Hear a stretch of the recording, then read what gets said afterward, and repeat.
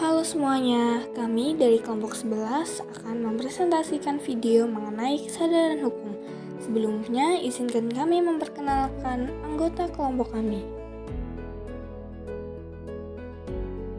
Halo semuanya, perkenalkan nama saya Aura Zawa Maharani, NIM L1A022108. Halo, saya Akila Tunadia dengan NIM L1A022113. Saya Ali Sabab Izul Abi dengan NIM L1A022114. Poin yang akan dibahas pada video kali ini yaitu pengertian hukum, penegakan hukum, kesadaran hukum, hubungan hukum dan masyarakat, implementasi kesadaran hukum di masyarakat. Apa sih hukum itu? Hukum merupakan aturan untuk mengatur masyarakat. Karena itu, hukum harus dapat mengikuti irama perkembangan masyarakat. Bahkan, hukum harus dapat mengarahkan dan mendorong berkembangnya masyarakat secara lebih tepat dan terkendali. Adapun pengertian penegakan hukum merupakan proses dilakukannya upaya untuk tegaknya atau berfungsinya norma-norma hukum secara nyata sebagai pedoman perilaku dalam berkehidupan bermasyarakat dan bernegara. Nah, kalau kesadaran hukum itu apa sih? Jadi, kesadaran hukum dalam masyarakat merupakan rangkaian proses yang terjadi tahap demi tahap. Semakin berkembangnya pemikiran sebuah masyarakat, maka semakin tinggi pula kesadaran hukumnya. Kesadaran hukum masyarakat sangat berpengaruh terhadap kepatuhan hukum baik secara langsung maupun tidak langsung. Emangnya hukum dan masyarakat ada hubungannya? Hubungan antara hukum dan masyarakat yaitu hukum ada untuk mengatur kehidupan bermasyarakat agar masyarakat memiliki kesadaran hukum mengenai pedoman, norma, tentang perbuatan yang boleh dilakukan dan perbuatan yang merupakan penyimpangan dalam kehidupan masyarakat. Berikut merupakan implementasi kesadaran hukum di lingkungan masyarakat.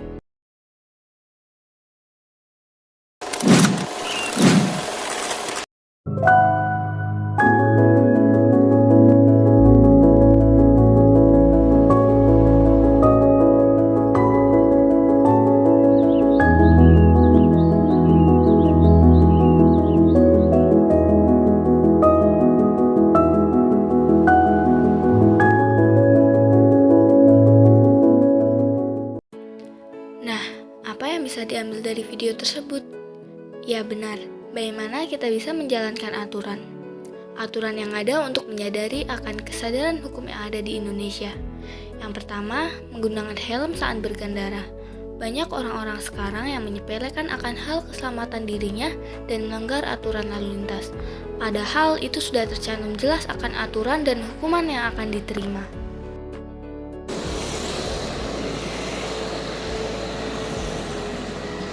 Nah guys, itu dia contoh dari kesadaran hukum yang benar dengan menaati rambu lalu lintas Dan juga menggunakan helm saat berkendara. Kemudian yang kedua yaitu membuang sampah pada tempatnya. Banyak sekali dampak positif yang bisa kita rasakan akan pentingnya membuang sampah pada tempatnya. Nah, itu contoh kesadaran hukum yang salah ya guys. Menurut Undang-Undang Nomor 18 Tahun 2008 mengenai pengelolaan sampah, Pasal 29 Ayat 1E menegaskan bahwa setiap orang dilarang membuang sampah tidak pada tempatnya sesuai dengan yang ditentukan dan telah disediakan.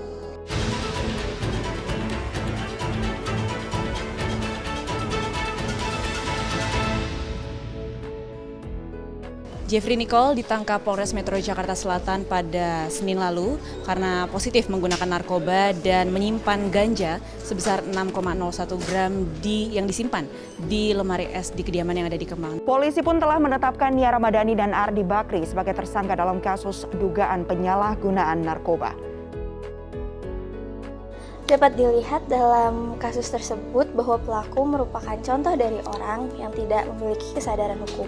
Padahal sudah jelas bahwa di Indonesia melarang penggunaan narkotika. Hehehe, Nggak boleh tahu ngefoto orang tanpa izin, ntar kamu bisa dipenjara loh 8 tahun. Kenapa? Kok kenapa? Itu kan melanggar privacy.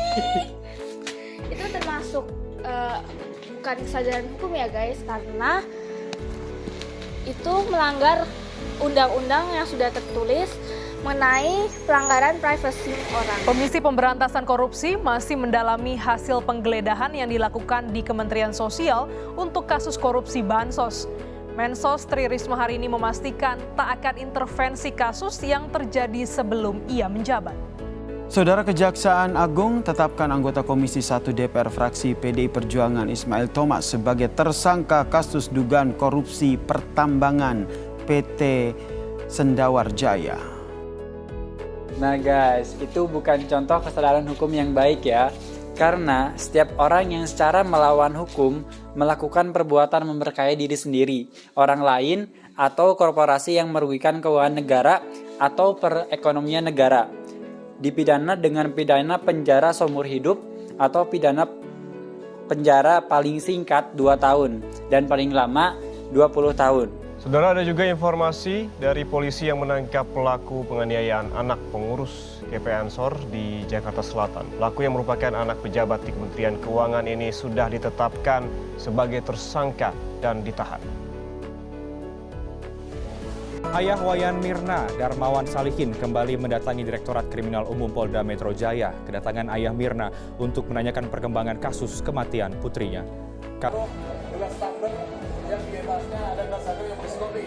Jadi kasus tersebut juga bukan termasuk dalam kesadaran hukum karena diatur dalam pasal 338 KUHP yang merumuskan bahwa barang siapa sengaja merampas nyawa orang lain diancam karena pembunuhan dengan pidana penjara paling lama 15 tahun. Jadi sekarang kita bakal ngasih pendapat mengenai kesadaran hukum itu sendiri. Dimulai dari belum ya? Belum. Jadi kita akan berpendapat ya. Jadi sekarang kita akan berpendapat mengenai kesadaran hukum itu sendiri. Nah, dimulai dari aku. Oke, kalau menurut saya kesadaran sendiri merupakan sikap kita, perilaku kita dalam menaati aturan-aturan yang memang menurut saya kecil gitu. Kita harus menerapkan hal-hal kecil dulu untuk menaati aturan-aturan yang berlaku di Indonesia. Contohnya kita harus menggunakan helm saat berkendara, kita harus menyeberangi zebra cross yang memang ada di wilayah itu. Tapi kita harus melihat dulu ada misalnya lampu lalu lintas tidak di sekitar zebra cross tersebut.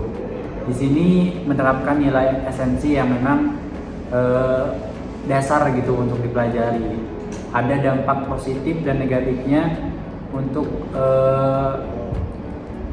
menjadikan kesadaran hukum ini harus benar-benar diterapkan dalam diri kita. Kita sebagai bangsa Indonesia harus menciptakan dampak positif di dalam diri maupun negeri. Sekian untuk Aura, silakan. Ya, silakan Aura. Menurutku sendiri, kesadaran hukum itu penting bagi diri kita karena dengan kita sadar akan hukum-hukum yang berlaku, itu dapat mencegah kita dari hal-hal yang dapat merugikan kita sendiri ke depannya. Nah, kalau pendapat aku sebenarnya kurang lebih sama kayak punya Aura. Dengan adanya kesadaran hukum itu masyarakat akan lebih cenderung untuk mengikuti aturan lain dan menghindari perilaku yang melanggar hukum. Nah, kesadaran hukum di Indonesia itu menurut aku itu kurang ya. Bisa dilihat dari kasus yang udah kita tayangin di video tadi. Contohnya kayak masih banyak yang korupsi, narkoba, dan sebagainya gitu. Nah, sekian pendapat kami. Terima kasih. Bye-bye. Dan yang terakhir, memanfaatkan fasilitas. Emang memanfaatkan fasilitas juga termasuk kesadaran hukum? Yap, hal tersebut juga termasuk dalam kesadaran hukum.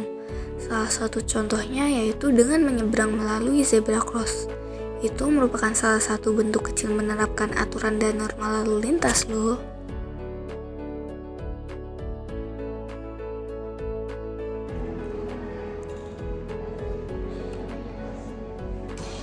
Bye-bye.